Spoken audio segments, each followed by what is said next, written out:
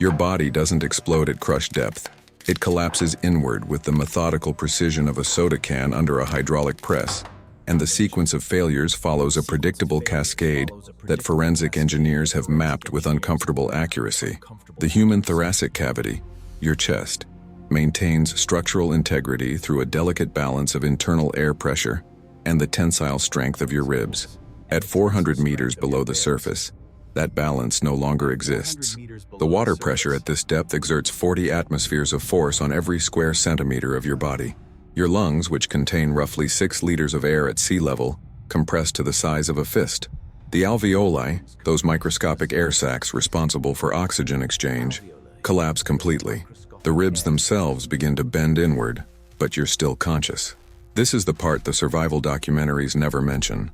The human brain, encased in cerebrospinal fluid and protected by the skull, remains functional for another 60 to 90 seconds after thoracic collapse. You experience the entire event. The sensation isn't pain in the traditional sense. Pain requires intact nerve pathways and a functioning nervous system capable of interpreting signals. What you experience instead is a full-body proprioceptive awareness of structural failure. Your body knows it's breaking. Every mechanoreceptor in your skeleton fires simultaneously as the calcium matrix of your bones flexes beyond its elastic limit. The term crush depth originated in submarine warfare, specifically referring to the depth at which a vessel's hull loses integrity. For a human body, this threshold exists at approximately 400 meters, but this number is deliberately conservative. The actual physiological crush depth varies based on lung volume, skeletal density, and the speed of descent. A world record freediver with a total lung capacity of 9 liters and reinforced intercostal muscles from years of pressure training might survive to 450 meters before catastrophic failure. An average untrained human with asthma and osteopenia would fail at 350 meters. But these numbers are forensic curiosities. They describe the depth at which you stop being a living organism and become a problem for fluid dynamics. At 500 meters, the pressure differential between the inside of your body and the surrounding water reaches 50 atmospheres. Any remaining air cavities, your sinuses, the middle ear, the residual air pockets in your gut, implode. The sinus cavities collapse into the skull with enough force to fracture the ethmoid bone, driving fragments into the frontal lobe. Your eardrums, which ruptured somewhere around 10 meters, no longer matter. The entire middle ear structure, the ossicles, the cochlea, compresses into a paste of bone fragments and tissue. You lose hearing not because the structures are damaged, but because they no longer exist in any functional form. The eyes are next. The human eyeball maintains its shape through intraocular pressure, roughly 15 to 20 millimeters under normal conditions. At crush depth, the external pressure exceeds this by a factor of 30,000. The sclera, the white outer layer of the eye, is tough. It's made of dense collagen fibers designed to protect the delicate neural tissue inside. But it's not designed for this. The eyeball deforms, the anterior chamber collapses, and the vitreous humor, the clear gel that fills the eye, is forced backward through the optic nerve opening. The retina detaches, the lens dislocates.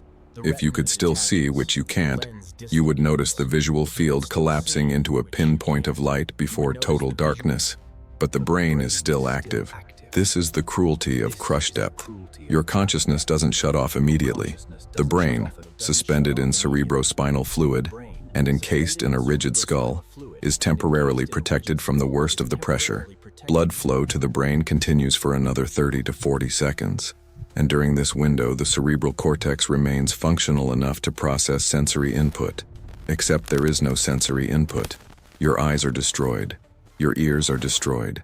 The nerve endings in your skin, overwhelmed by uniform pressure from all directions, stop sending meaningful signals. You exist in a state of complete sensory deprivation while your body disintegrates around you. The cardiovascular system fails predictably.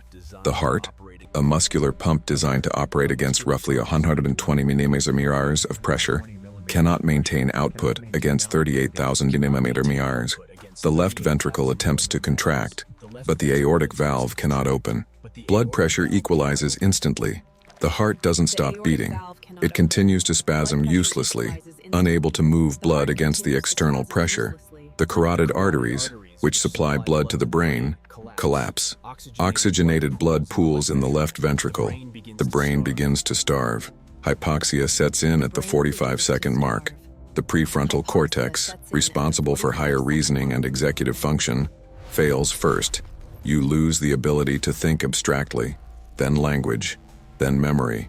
The limbic system, which governs emotion and survival instinct, remains active for another 10 seconds. You experience pure, unfiltered terror without the cognitive framework to understand what's happening. The amygdala fires continuously. Adrenaline floods a circulatory system that can no longer distribute it. The brainstem, the most primitive part of your nervous system, continues to send signals to muscles that can no longer respond. At 60 seconds, the thalamus shuts down. Consciousness ends, but the body isn't done collapsing. The remaining soft tissues, muscle, fat, connective tissue, compress according to their individual bulk moduli. Muscle tissue, which is roughly 75% water, is relatively incompressible. It deforms but doesn't rupture. Fat tissue, which has a lower density, compresses more readily. The subcutaneous fat layer that insulates your organs collapses, and the organs themselves are forced into contact with the abdominal wall. The liver, the largest solid organ in your body, flattens against the spine. The intestines, which contain residual gas, collapse into dense coils. The stomach implodes. The skeletal system represents the final point of resistance. Bone is a composite material, a matrix of calcium phosphate crystals embedded in collagen fibers. It has a compressive strength of roughly 170 megapascals. At 500 meters, the external pressure is only 5 megapascals. The bones don't break, they compress. The vertebrae in your spine compress by roughly 2%, reducing your height by several centimeters. The long bones in your arms and legs compress by fractions of a millimeter. The skull, which is already designed to withstand significant pressure to protect the brain, remains largely intact. From the outside, you would look almost normal, slightly shorter, slightly denser, but intact. Except you're not intact. You're dead. You've been dead for minutes. Recovery of bodies from crush depth presents unique challenges. When a body is brought to the surface too quickly, the process reverses with catastrophic results. The compressed tissues attempt to re-expand, but the damage is already done. Gas bubbles form in the bloodstream, nitrogen bubbles if the victim was breathing compressed air, or simply vapor cavities as dissolved gases come out of solution. These bubbles cause decompression sickness on a scale that makes recreational diving accidents look trivial. The lungs, which collapsed at depth, attempt to re-inflate, but the alveoli are already destroyed. Air leaks into the pleural cavity, causing bilateral pneumothorax. The chest cavity fills with air that has nowhere to go. The body swells grotesquely. This is why deep-sea recovery operations often leave bodies at depth. It's not callousness. It's physics. A body recovered from 400 meters and brought to the surface over the course of hours will still be recognizable. A body brought up quickly will resemble a balloon filled with jelly. The tissues separate. The skin splits. The internal organs, which were compressed into a dense mass, expand unevenly and rupture. The body loses coherence. There are exactly 0 documented cases of a human surviving unprotected exposure to crush depth. Not a single one. Every death at these depths has been instantaneous from a practical standpoint. The victim loses consciousness before they can understand what's happening. The longest recorded conscious period at lethal depth was 87 seconds, documented during a catastrophic submarine accident in 2003. The crew member in question was in a flooded compartment with residual air pressure, which delayed the collapse sequence. The recovered audio logs, which have never been publicly released, reportedly contain 87 seconds of screaming followed by abrupt silence. The engineering required to protect a human at crush depth is almost comically excessive. A deep-sea submersible designed for 500 meters uses a pressure hull made of titanium alloy, 50 millimeters thick, formed into a perfect sphere to distribute stress evenly. The viewport, if there is one, is made of acrylic plastic 150 millimeters thick, shaped into a conical frustum to redirect pressure forces. The entire vehicle weighs several tons, and it still has a failure rate. The pressure hull of a submersible is inspected before every dive, and even with perfect maintenance, catastrophic failure is always possible. Metal fatigue, microscopic stress fractures, manufacturing defects, any of these can cause a hull breach. And when a pressure hull fails at crush depth, the implosion is instantaneous. The water rushes in at supersonic speeds. The air inside the submarine compresses so rapidly that it ignites, reaching temperatures of 4,000 degrees Celsius for a fraction of a second. The occupants are simultaneously crushed, incinerated, and drowned in less time than it takes for a nerve signal to travel from their spine to their brain. They don't feel it. This is the only mercy the ocean offers at crush depth. The physics of the collapse happen faster than human neurology can process. But this mercy is reserved for catastrophic failure, a slow leak, a gradual loss of pressure. This is survivable for minutes, and those minutes are spent in full awareness of the inevitable. The crew of the submarine knows what's happening. They can hear the hull creaking. They can see the pressure gauge climbing. They know exactly how much time they have left, and they know there is no rescue coming. No vessel can reach them in time. No technology can save them. They sit in a metal cylinder and wait to die. The ocean doesn't hate you.